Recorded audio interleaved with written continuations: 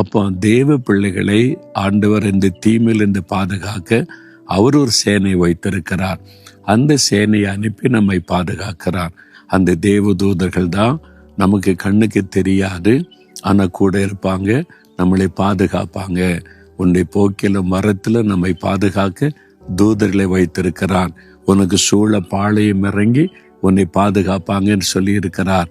இன்றைக்கும் அதே மாதிரி சில காரியம் பாருங்க, ஒரு பெரிய ஆபத்து வந்துச்சு, திடீர்னு எப்படி அதில் தப்புனே தெரியல அப்படின்னு நினைப்பீங்கல்ல, அது தேவ தூதனை வைத்து கர்த்தர் நம்மை தப்புவிப்பது.